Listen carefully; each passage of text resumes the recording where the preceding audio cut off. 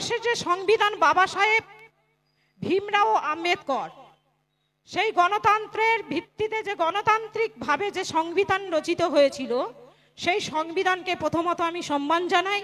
আমি ভারতবর্ষের নাগরিক, আপনারাও ভারতবর্ষের নাগরিক।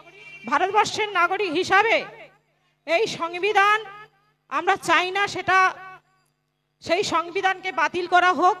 সংবিধানের কোনো একটা পার্টকে বাতিল করা মানে পুরো সংবিধানকে বাতিল করা বা সংবিধানকে অবমাননা করা, এটা মোদ্দা কথা এটাই দাঁড়ায়। তা বাবা সাহেব ভীমরাও আম্বেদকর ভারতবর্ষ স্বাধীনতার পরে সংবিধান যে রচনা হলো, সেই সংবিধানের কিন্তু ২৬ নম্বর ধারায়, সেই ২৬ নম্বর ধারায় কিন্তু ভারতবর্ষ যে ধর্ম নিরপেক্ষ দেশ এবং প্রত্যেক ধর্মের মানুষ সেখানে নিজ নিজ ধর্ম পালন করতে পারবে, সেই স্বাধীনতা কিন্তু দেয়া হয়েছে। আজকের হয়তো আপনারা আমাকে জানেন কিনা জানি না, আমরা বহুদিন আগে থেকে যেমন এনআরসি, সিএ, তার সাথে আমরা যে ভারতবর্ষের যে সংবিধান পাল্টে যাবে ইউসিসি, সেটা আমরা বহুদিন থেকে আলোচনা করছি, বিভিন্ন মিটিংয়ে বলছি, কিন্তু মানুষের কানে সেইভাবে পৌঁছায় না।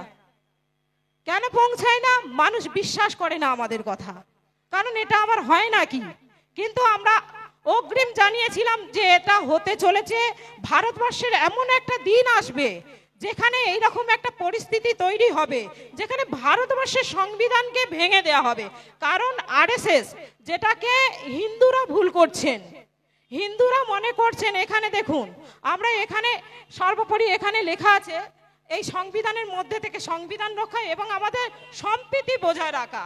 আমরা যে হিন্দু মুসলিম ভাই ভাই এবং হিন্দু মুসলিম বৌদ্ধ খ্রিস্টান জৈন পার্সি যারা আছেন ভারতবর্ষের বুকে, যারা বসবাস করছেন, প্রত্যেকে কিন্তু তার নিজ নিজ ধর্ম পালন করে থাকে। সেটা ভারতবর্ষ সংবিধান স্বীকৃতি দিয়েছে এবং সেটা কিন্তু ভারতবর্ষের নাগরিকের অধিকার। সেই অধিকারকে হঠাৎ করে কি ছিনিয়ে নেওয়া হচ্ছে? না, এটার জন্য কিন্তু পূর্ব পরিকল্পিতভাবে ছিনিয়ে নেওয়া হচ্ছে। এটা বহুদিনের পরিকল্পনা। আপনারা কোনোদিনও চিন্তা করতে পারেননি যে এই আরএসএস নামক যে সংগঠনটা আছে, এর কিন্তু জন্ম হয়েছে 100 বছর আগে। 1925 সালে এই সংবিধান জন্ম নেয়, যে সংবিধানের মূল বক্তব্য ছিল যে হিন্দু রাষ্ট্র প্রতিষ্ঠা করা। তাই হিন্দু রাষ্ট্রটা কি? এই হিন্দু রাষ্ট্র প্রতিষ্ঠা করতে গিয়ে যে হিন্দুদেরকে বোকা বানানো হচ্ছে এবং হিন্দুদের মাথায় টুপি পরানো হচ্ছে, এটা কিন্তু যারা হিন্দু আছেন তাদেরও ভালো করে বুঝে নেওয়া দরকার আছে। কারণ মনে করছেন বিজেপি সরকার হয়তো মুসলমানদের জব্দ করে হিন্দুদের ভালো কিছু করছেন বা হিন্দুদেরকে ভালো করার জন্য করছেন, এটা ভাবার কোনো অবকাশ নেই। কারণ আরএসএস এর জন্ম হয়েছিল ভারতবর্ষের সংবিধানকে ধ্বংস করা। সেই ভারতবর্ষের সংবিধানে কি আছে? উচ্চ জাত, নিচু জাত, উচ্চ বর্ণ, নিম্ন বর্ণ, যে কোনো ধর্মীয় লোক বা জাত পাতের বেড়াজাল থাকবে না, প্রত্যেক মানুষের সমান অধিকার থাকবে। যেটা বিজেপি বিশ্বাস করে না যে প্রত্যেক মানুষের সমান অধিকার থাকা উচিত, প্রত্যেক ধর্মীয় লোকের সমান অধিকার থাকা উচিত। তাদের যে বর্ণ ব্যবস্থা, সেই বর্ণ ব্যবস্থার মধ্যে ব্রাহ্মণ, ক্ষত্রিয়, বৈশ্য, শূদ্র, এই যে 4টে বর্ণে যারা সমাজটাকে ভাগ করে রেখেছিলেন, কিন্তু বাবা সাহেব আম্বেদকর যে সংবিধান রচনা করেছিলেন এবং মুসলমান শাসনকালের পরে যখন ইংরেজরা রাজত্ব করলো, সেই রাজত্বকে ধ্বংস করে যখন ভারতবর্ষ স্বাধীন হলো, সেই স্বাধীনতার পরে যখন যে সংবিধান রচনা হলো, সেখানে কিন্তু বলা হলো ভারতবর্ষ কিন্তু কোনো ধর্মীয় দেশ নয়, কিন্তু কোনো একটা নির্দিষ্ট ধর্মের উপর কিন্তু এই দেশের সংবিধান নয়। তাই অনেকে ভুল করেন যে অনেকে বলেন বাংলাদেশ আছে মুসলমানদের জন্য, তাই তারা বলেন বাংলা ভাগ হয়েছিল হিন্দু মুসলমানের জাতের ভিত্তিতে। এটা তারা খুবই ভুল করে এবং তারা ভুল কথা মানুষকে শোনায়। আসলে হিন্দু মুসলমানকে ভাগ করার জন্য বাংলা স্বাধীন হয়নি, বাঙালিকে ধ্বংস করার জন্য বাংলা ভাগ হয়েছিল। ভারতবর্ষ ভাগের সাথে সাথে তাই বাংলা ভাগ ছিল তাদের কিন্তু একটা চক্রান্ত, সেটাই তারা করেছিল। আর অনেকে মনে করেন না হিন্দু মুসলমানকে ভিত্তি করে জাতের ধর্মের ভিত্তিতে ভাগ হয়েছিল, কিন্তু ভারতবর্ষের সংবিধান কিন্তু সেরকম নয়। ভারতবর্ষের সংবিধান বলেছিলেন যে ভারতবর্ষের বুকে যারা বসবাস করবেন তারা প্রত্যেকে কিন্তু একটা গণতান্ত্রিক দেশে বসবাস করছে। গণতান্ত্রিক দেশ মানে কি? কোনো কিন্তু একটা জাতির ভিত্তিতে দেশ নয়, ধর্মের ভিত্তিতে দেশ নয়, সেখানে সকল ধর্মের মানুষ কিন্তু সমানভাবে প্রাধান্য পাবে। তাহলে আজকের এই পরিস্থিতি কেন? আরএসএস কিন্তু বহু 100 বছর ধরে তাদের যা পরিকল্পনা, মানুষের মাথায় টুপি পরাতে পরাতে আজকের কিন্তু 100 বছর তাদের অতিক্রান্ত হলো। তাই তাদের চিন্তা ভাবনা একের পর এক বাস্তবে রূপ দিতে তারা চেষ্টা করলেন। সেই রূপটা হলো কি না, প্রথমত তারা আনলেন কি, এর আগে দেখেছেন এনআরসি, সিএএ, যারা বাংলাদেশ থেকে এসেছে তাদের হুৎখাত করা, সেইটা নিয়ে বেশ কিছুদিন নাড়াচাড়া করলেন। তারপর দেখলেন সেটা দিয়ে হচ্ছে না, সেগুলো তো আইন হয়ে গেছে, হিন্দুদেরও ধরছে, যারা উদ্বাসী হিন্দু আছি। তার সাথে সাথে এটা কি করলেন না, প্রথমে মুসলমানের ওপর একটা কোপ আনলেন। কি আনলেন? যেটাকে আমরা ইউসিসি বলে বহুদিন আগে থেকে আপনাদের কানের কাছে এই বক্তব্যগুলো পৌঁছে দিতে পেরেছিলাম, কিন্তু আপনারা শোনেননি। ইউসিসি মানে যে ধর্মীয় আইনগুলো থাকে, আপনাদের আমাদের যেমন হিন্দুদের পূজা অর্চনা যেমন আমরা করতে পারি, মুসলমানরা তেমন তারা নামাজ পড়বে, আজান দেবে, আজান, জাকাত, এরকম অনেক কিছু আছে। যদিও আমি ধর্মীয় চর্চা করি না, আমি বেশি কিছু ধর্মের বিষয়ে বলতে পারি না, কিন্তু এই ধরনের যারা যেভাবে পালন করছে সেইগুলো তারা স্বাধীনভাবে করতে পারবে, এইগুলো তারা করতে পারবে, কিন্তু এইগুলোকে তুলে দিতে হবে।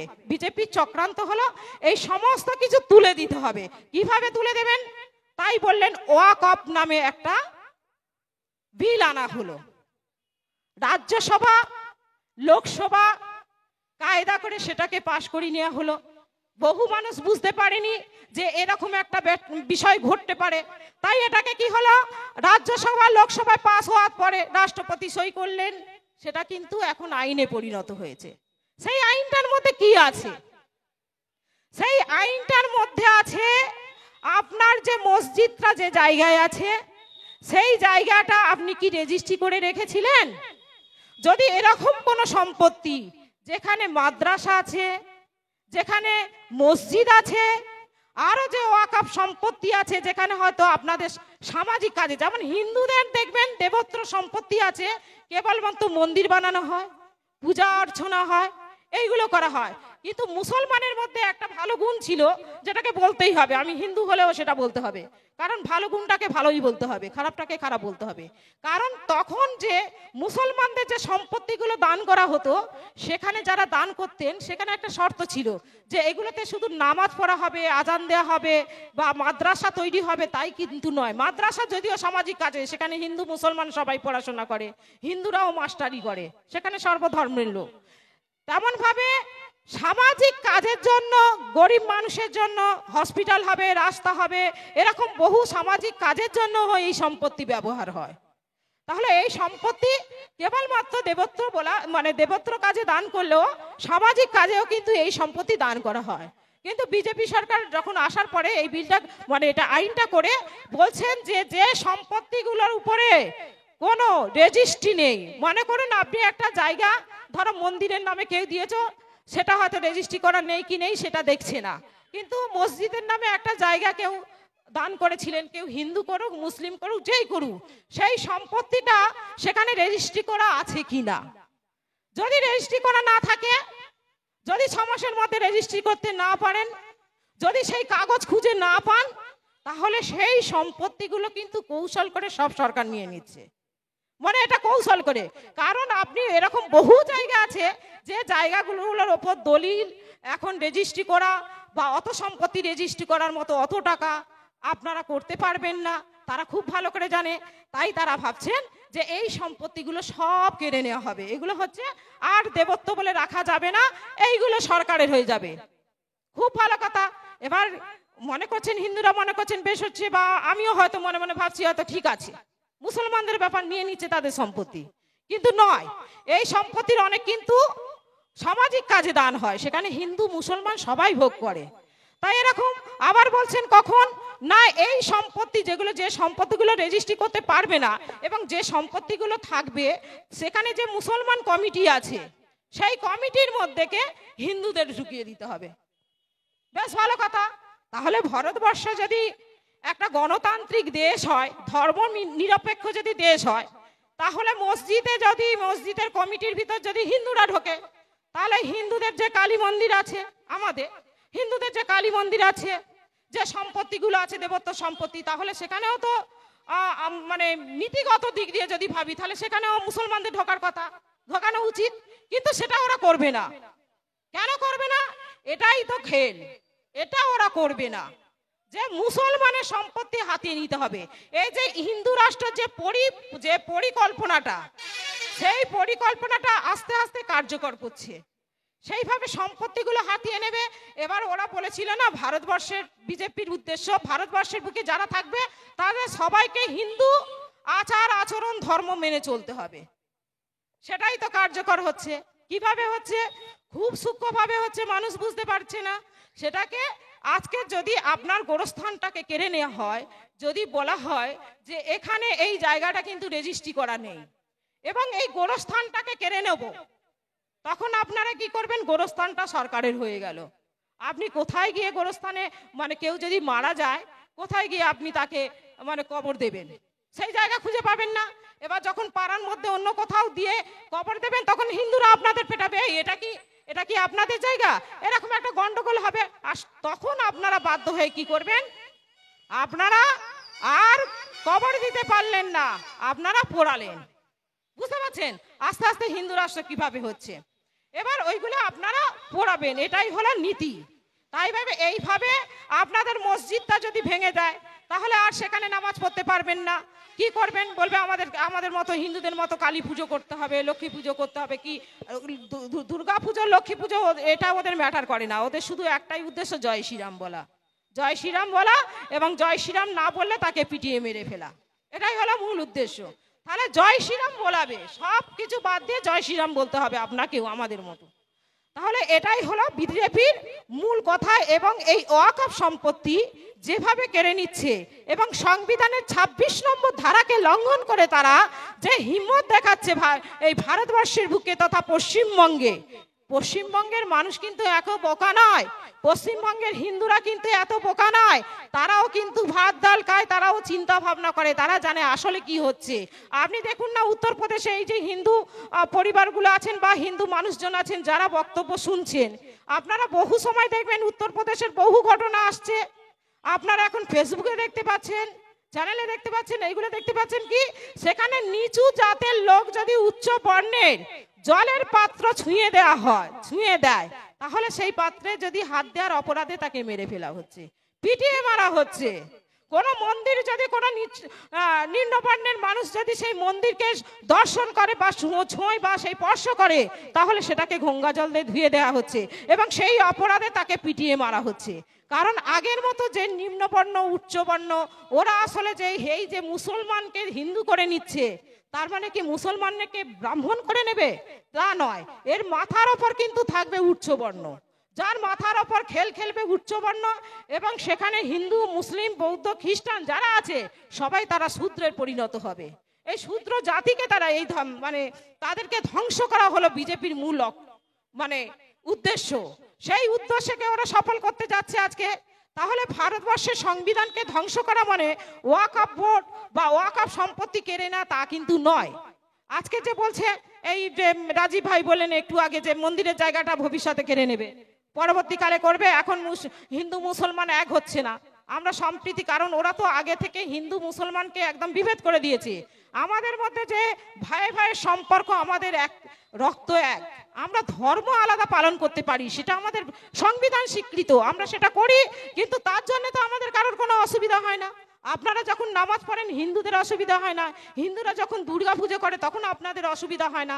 তাহলে প্রত্যেক ধর্মলোক তো প্রত্যেকে নিজ ধর্ম পালন করছে, তাতে আমাদের অসুবিধা হয় না। কিন্তু এই হিংসাটা ওরা কিন্তু আস্তে আস্তে আমাদের মধ্যে ঢুকিয়ে দিচ্ছে। কিভাবে? আজকে দেখুন, এই ওয়াকফ সম্পত্তি নিয়ে যখন মুসলমানরা রাস্তায় নামলেন, শুধু মুসলমানরা নয়, আমাদের মতো বা মানিক ফকিরের মতো যারা মানবিক মানুষ আছেন, যারা ভারতবর্ষের সংবিধানকে রক্ষা করতে চান এবং ভারতবর্ষের প্রত্যেকটা মানুষকে প্রাণ দিয়ে বাঁচাতে চান, তারা কিন্তু প্রত্যেকের বিরোধিতা করছে। কেন করছে?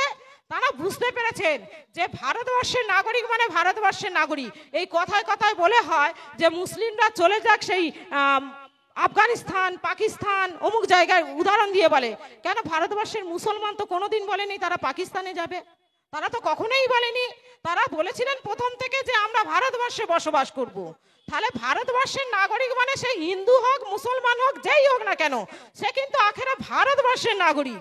আর যদি তাদের পাকিস্তানের সঙ্গে যুদ্ধ করতে হয়, তাহলে এখানে নাগরিকদের সঙ্গে গৃহযুদ্ধ বাঁধিয়ে দিচ্ছে কেন? হিন্দু, মুসলমান, বৌদ্ধ, খ্রিস্টান সবার সঙ্গে একটা যেন গৃহযুদ্ধ বাঁধিয়ে দেওয়া হচ্ছে। কেন দেওয়া হচ্ছে? আজকে দেখুন, এর মধ্যে থেকে আরেকটা কিন্তু ওদের উদ্দেশ্য আছে, যত হিন্দু মুসলমান করবে তত আমাদের মধ্যে একটা বিভেদ তৈরি হবে, আমরা ভাগ হয়ে যাব।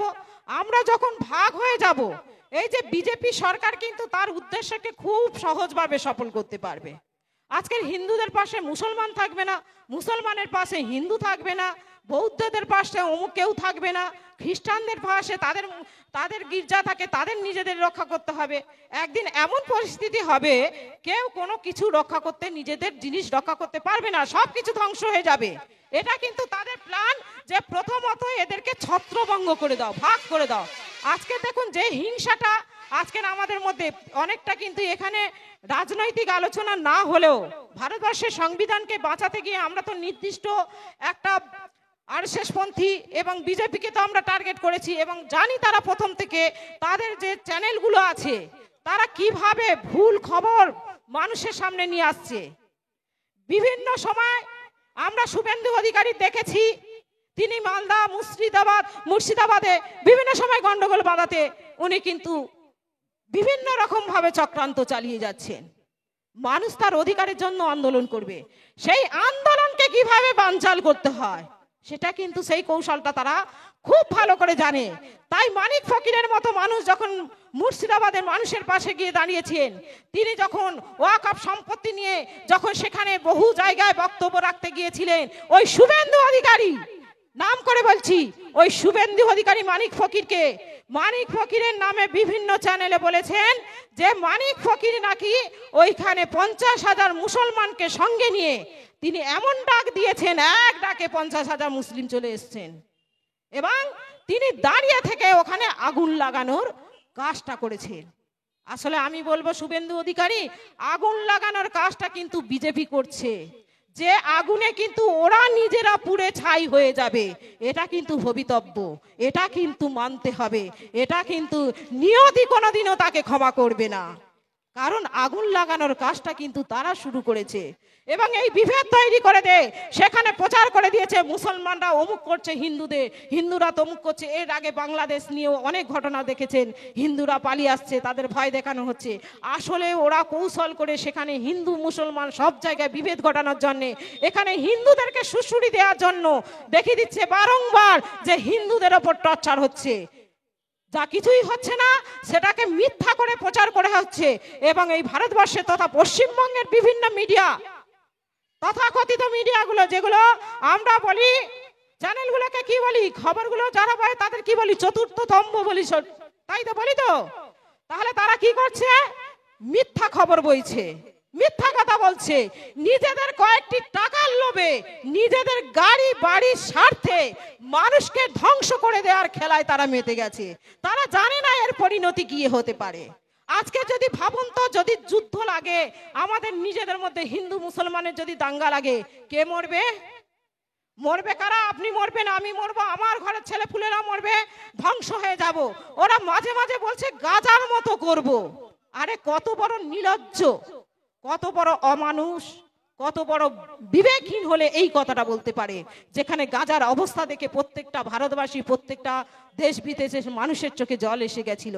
শিশু থেকে কোনো মানুষকে রেহাই দেওয়া হয় না সেখানে এইরকম একটা নোংরা রাজনীতি। আমি কিন্তু এটাকে রাজনীতি হিসাবে ধরি না। রাজনীতি হলো জনগণের স্বার্থে, মানুষের স্বার্থে, মানুষের ভালো কাজের জন্য সেটা ব্যবহৃত হয়, কিন্তু এরা এটা কোনো রাজনীতি করছে না। এরা যত রকমের নোংরামি, যত রকমের খারাপ জিনিস আছে, যত কিছু খারাপ গুণ আছে, সব কিছু এদের মধ্যে মানে সবকিছু বর্তমান আছে। আমরা যদি ওদেরকে হিন্দু বলে ভুল করবি, আমরা যদি হিন্দু ভাবি ওদেরকে, তাহলে কিন্তু চরম ভুল হবে। কোন বাস্তবে দেখবেন সাধারণ হিন্দু মুসলমানের মধ্যে কোনো বিভেদ নেই, কোনো গন্ডগোল নেই, কোনো তাদের মধ্যে কোনো লড়াই নেই, কোনো বোঝাপড়া নেই, কিছুই নেই।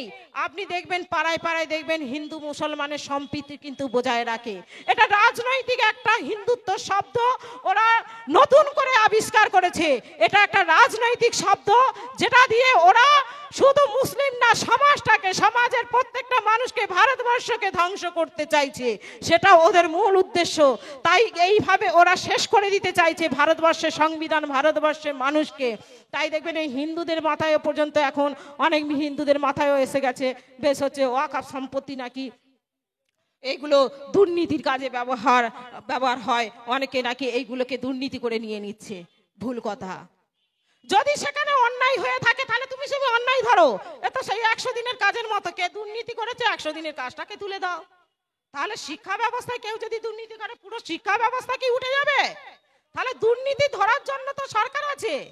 কেন্দ্র সরকারের যে এই যে মানে কি বলবো, তাদের যে চক্রান্ত, এই যে মানুষকে ভুল বোঝানো, ভুল পথে চালিত করা, তাদের যে কৌশল, আমি মনে করছি আমরা ছোটবেলায় যে শিক্ষা নিয়েছি, যেটুকু শিক্ষা নিয়েছি, আমাদের কিন্তু স্কুলে এটাই শেখানো হচ্ছে যে হিন্দু মুসলমান বৌদ্ধ খ্রিস্টান সবাই কিন্তু আমরা ভাই ভাই। আমাদের স্বামী বিবেকানন্দ, নেতাজি সবাই কিন্তু একই কথা বলেছিলেন যে জীবে প্রেম করে যে এই জন সেই জন সেবিছে ঈশ্বর। আমাদের মধ্যে হিন্দু মুসলমান নেই। আমরা জানি আমরা সবাই আসলে কিন্তু মানুষ। আমরা মানুষ, আমরা নিজ নিজ পছন্দের মতো ধর্ম পালন করি। আজকের আমি হিন্দু, কালকের আমি মুসলমান হতে পারি। আমার যদি পছন্দ হয়ে থাকে সেটা তো আমার পছন্দের উপর ধর্ম পালন হবে, সেটাই তো আমার স্বাধীনতা। ভারতবর্ষের সংবিধান তো আমাকে স্বাধীনতা দিয়েছে আমার মতো খুঁজে নেওয়া, আমার মতো চয়েস করা, আমার নিজের মতো করে ভাবা। সেই স্বাধীনতা কিন্তু ভারতবর্ষের সংবিধান আমাকে দিয়েছে, যেটা কিন্তু ওরা কেড়ে নিতে চাইছে, জোর করে কেড়ে নিতে চাইছে। এবার এইভাবে হিন্দু মুসলমান করে পুরো পরিবেশটা ধ্বংস করে দিয়ে আগুন ধরাতে চাইছে। আর আসলে কিন্তু ওরা হিন্দু নয়, এটা হিন্দুদের ভালো করে বোঝা উচিত। ওরা আসলে গোবর খাওয়া হিন্দু, ওদের মাথায় গোবর আছে। ওরা ইচ্ছা করে মানুষকে গোবর খাওয়াতে চাইছে। ওরা কিন্তু মানুষকে শিক্ষিত করতে চাইছে না, ওরা মানুষকে মূর্খ করে। তাই করোনা ভাইরাসের সময় বলে দিল করোনা দূর করতে থালা বাজাও। মানুষ ঢাক ঢোল বাজানো শুরু করে দিয়েছিল। তখনও দেখেছিলাম এই বোকা মানুষগুলো কেউ গ্যাস সিলিন্ডার বের করে নিয়েও বাজাচ্ছিলেন। আমরা কত আর হাসবো, আমরা মনে করছি বেশ ছাড়ো। কখনো বলছে প্লেনের ওপর থেকে ফুল ছড়িয়ে দাও, দিলে নাকি করোনা ভালো হয়ে যাবে। তাহলে বুঝতে পারছেন মানুষের মাথায় কি ঢোকানো হচ্ছে? মানুষকে মূর্খ বানিয়ে এই গোবর খাইয়ে আসলে কিন্তু ওরা সব কিছু নিগড়ে নিচ্ছে, সেটা আমরা বুঝতে পারছি না। আসলে ওরা কিন্তু এই ভারতবর্ষের লোক নয়, বাইরে থেকে আসা আর্য এবং আমাদের ভারতবর্ষের কিছু মানুষকে ভুল বুঝিয়ে তাদের সঙ্গে নিয়ে আমাদের ভারতবর্ষের মাটিতে দাঁড়িয়ে আমাদেরকে শেষ করে দিতে চাইছে। আমরা কখনোই ওদেরকে হিন্দু বলি না। আমরা মনে করি না হিন্দু কালচারের মধ্যে এমন বিভেদ আছে। হিন্দু কালচার এরকম নয় যে একে অপরের ধর্মের ওপর আক্রমণ করা, এটা হিন্দুদের মধ্যে পড়ে না। এটা কোনো হিন্দু চায় না যে মুসলমানের মসজিদটাকে কেড়ে নি, কোনো হিন্দু চায় না মুসলমান নামাজ পড়বে না, কারণ তারা ধর্ম মানে, তারা ভগবান মানে। তাই আমাদের তো সেই ছোটবেলায় যেই ভগবান, সেই ঈশ্বর, সেই গড, সেই কিন্তু আবার আল্লাহ। তাই বিভিন্ন নামে ডাকলেও কিন্তু আমাদের সবাইয়ের কিন্তু একটাই রাস্তা, আমরা কিন্তু সবাই মুক্তির রাস্তা খুঁজি। এই বিভিন্ন ধর্মের মাধ্যমে দিয়ে আমরা সেটা খুঁজতে পাই এবং সেটা আমরা খোঁজার চেষ্টা করি। তাই কোনো ধর্মের মধ্যে মানুষ খুনের কথা বলা হয় না। কোনো ধর্মে এরকম নেই যে একে অপরকে খুন করে দাও। আর ওরা যেভাবে মানুষের